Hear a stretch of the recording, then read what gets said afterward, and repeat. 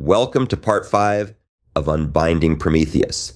How generative AI liberates computational thinking from coding.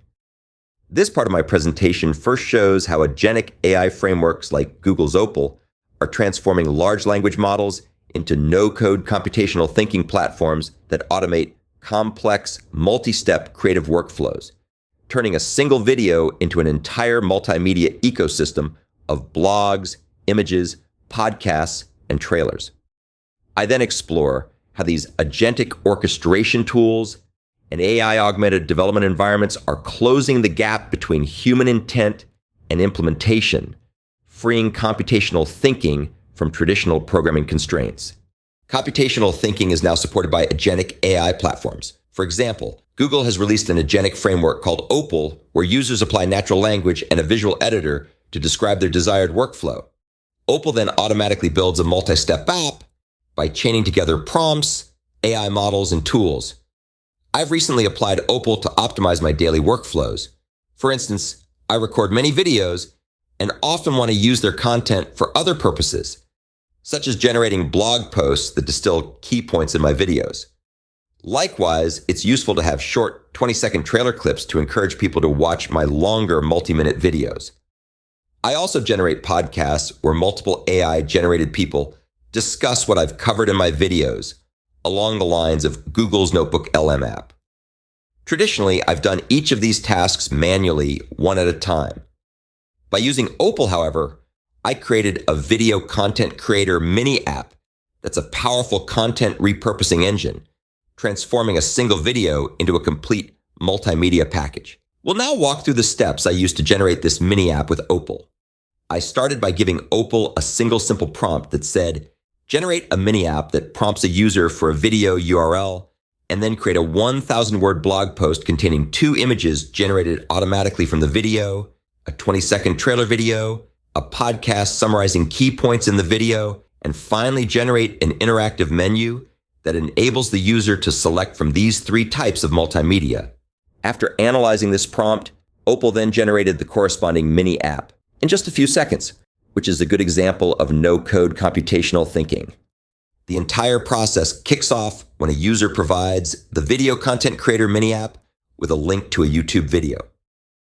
The mini app's first step is to analyze the video and extract its key points. This analysis becomes the foundation for everything that follows. After understanding the core message of the video, the mini app begins working on multiple tasks simultaneously. In particular, it writes a complete blog post. It generates 2 distinct descriptive prompts to create 2 relevant images for the post. It writes a prompt to create a short video trailer. And it creates a summary and prompt to generate an audio podcast. The mini app then automatically compiles these individual pieces of generated content, the blog post, the 2 images, the video trailer, and the podcast into a single interactive menu. This menu provides a convenient hub where users can read the blog post, watch the video trailer, and listen to the podcast. Opal connects all these powerful AI models, though it's currently just limited to Google's AI models. I've shared the video content creator mini app so anyone can explore it firsthand by clicking on the link at the bottom of this slide. The results highlight both the promise and unevenness of agentic AI frameworks like Opal. The results highlight both the promise and pitfalls of agentic AI frameworks like Opal.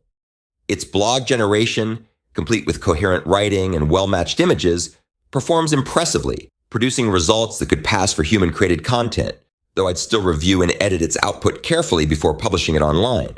The podcast feature is equally strong, delivering clear, natural audio with professional pacing and tone. Generative AI is profoundly reshaping higher education, with many incoming students already AI proficient. The video trailer, however, remains the weak link. Its visuals feel uncanny, and it didn't match what I'd asked it to generate.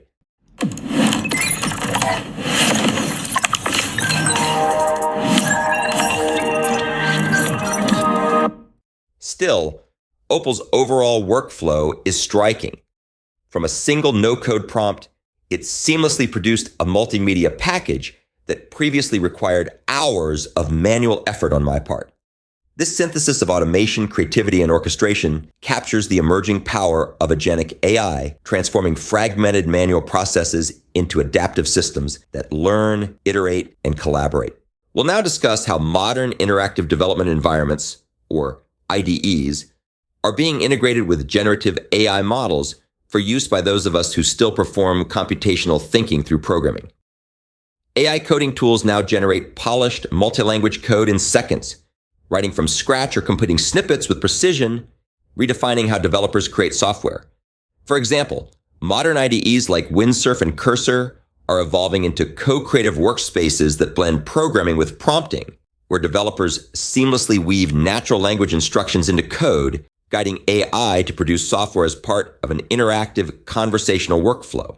Instead of toggling between static editors and external chatbots, these new IDEs embed large language models directly into the coding process, letting developers express intent in natural language, generate classes, methods, or tests instantly, and refactor and optimize code across multiple languages with a single prompt.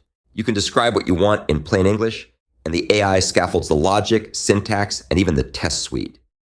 What's emerging is a new paradigm where programming itself becomes conversational. You might ask an AI-augmented IDE to optimize this Python script for GPU execution, or port this data pipeline to Rust, and within seconds, it does the heavy lifting. These systems don't just autocomplete, they collaborate, keeping context across files, repositories, and entire projects.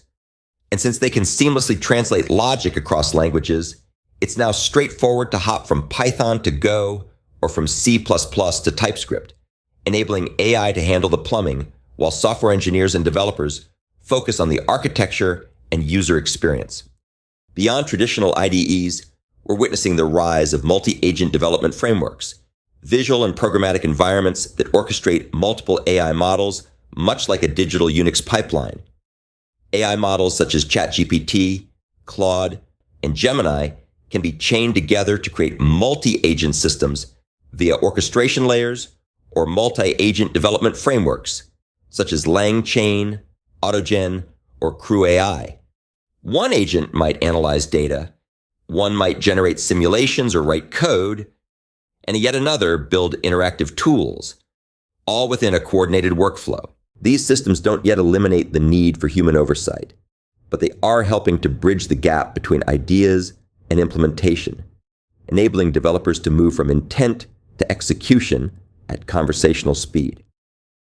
In short, we're witnessing the fusion of programming and prompting, a moment when code becomes both a language and a dialogue. Generative AI isn't replacing programming, it's redefining it, transforming software creation into a process of reasoning, exploration, and design. The craft of coding is evolving into a creative partnership, one that feels less like engineering and more like composing ideas through conversation. This concludes the fifth part of my talk on how generative AI is liberating computational thinking from code. In part 6, we'll explore how generative AI is transforming computer science education and the workforce by automating routine tasks, reshaping entry-level roles, and demanding new human-AI collaboration skills. These trends are motivating William & Mary to future-proof our graduates through interdisciplinary learning, accelerated degrees, internships, research, and digital communication fluency.